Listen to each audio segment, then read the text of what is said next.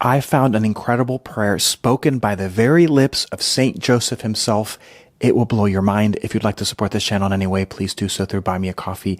Let's get right into it. So this morning, I was praying in my holy hour. I was praying using the book, The Mystical City of God, Venerable Mary of Agreda. She speaks a lot about the life of the Blessed Mother. It's all about her life. And there is a chapter. So here's the context and some of the things that you're going to learn. The context is when Saint Joseph begins learning about the fact that the Blessed Mother is pregnant. And he begins entering into this sort of holy jealousy and this disturbance of spirit because of not understanding the whole situation. This is kind of where it places us.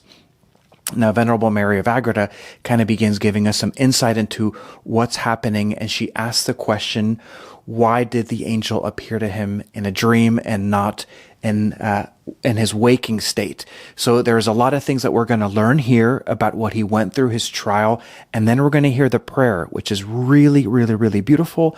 And then we're going to have some words from the Blessed Mother herself giving us instructions and what we can learn from Saint Joseph and what he went through. So let's get right into it.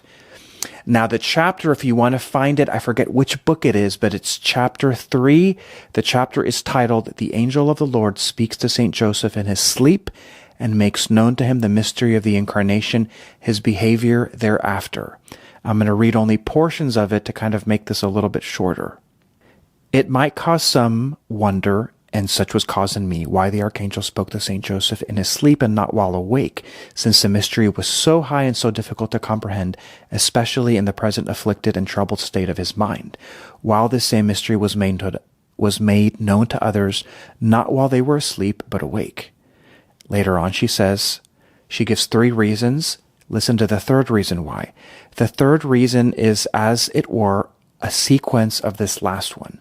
Saint Joseph, although he was guilty of no fault, was under the influence of his affliction, and his senses were, so to say, deadened and incapacitated for the sensible perception and intercourse of the angel. Therefore, it was befitting that the angel deliver this message to him at a time when the senses, which had been scandalized, were inactive and suspended in their operations. Now, let me kind of interpret what that means. Essentially, she's saying that whenever we need to come into communication with God, we need to be completely of calm mind, heart, and spirit.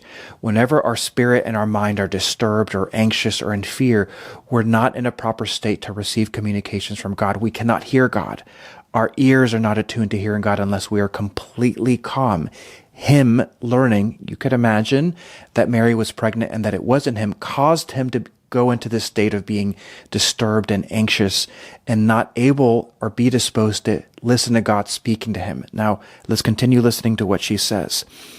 The explanation of this fact is this: since according to the divine ordainment, the greatest impediment and obstacle of a more familiar intercourse and converse of the souls with God and his angels is the commission of sins, even venial sins, or even only imperfections.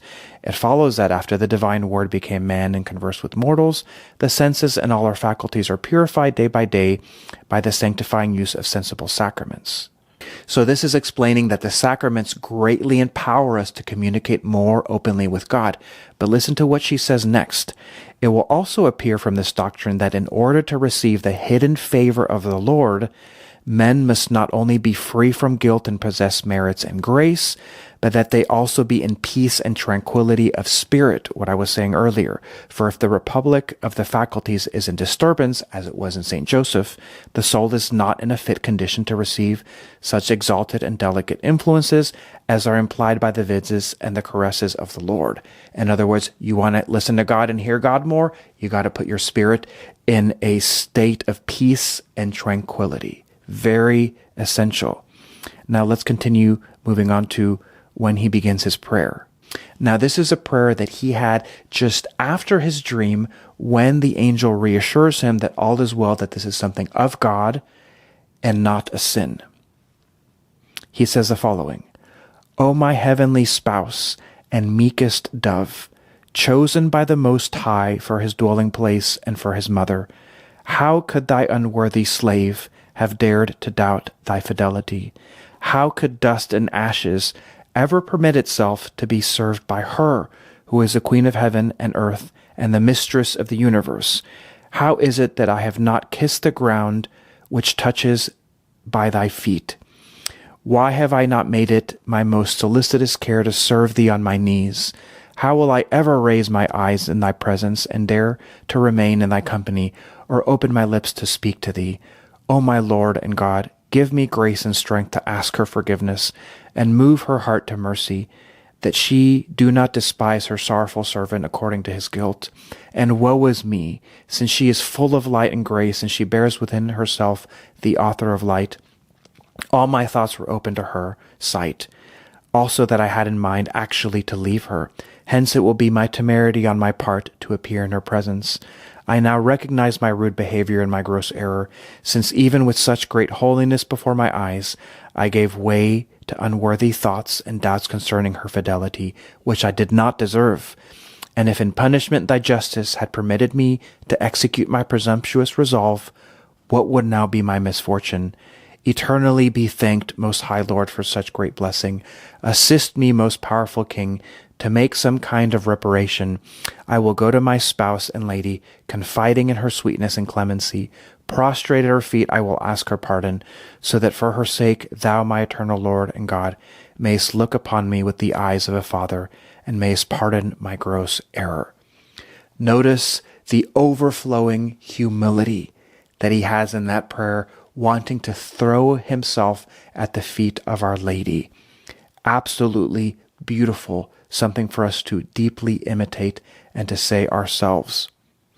Now listen to the advice from the Blessed Mother. This is really important because it kind of concludes everything that I'm saying.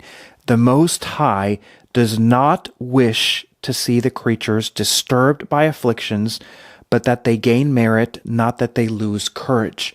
So that's in the context of her saying that in any situation that we're in, it doesn't matter what it is, in anything, if the world is falling apart and cracking open and all of hell is being poured out, God does not want us to be disturbed by afflictions, but rather to have equanimity, to have a calm spirit no matter what. We never should give in to fear or anxiety, ever. God does not want that. So if you're in a situation of stress or anxiety, or your children or your whole world is falling apart, do not give in to fear and anxiety. That is a massive lesson. God does not want that for you.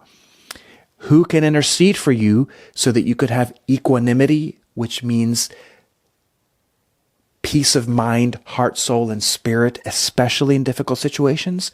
Saint Joseph. Saint Joseph can obtain that for you because he gained merit in that situation. Listen to what the Blessed Mother says next.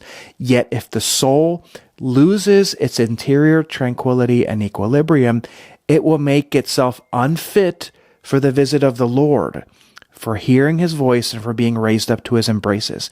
The Majesty does not come in a storm cloud, nor will the rays of his supreme Sun of Justice shine when calm is not reigning in the soul.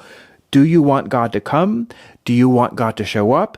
Do you want God's rays of sunshine to shine in you? You have to be calm of spirit. Awesome! Awesome, awesome, awesome. That's all that I have to say about that. And then she goes on to say, if St. Joseph was humble enough to humble himself as he did in his prayer, who are we who are worms of the earth to not humble ourselves whenever we make mistakes? Another amazing lesson. Happy Feast of St. Joseph. God bless you, and I'll see you in the next one.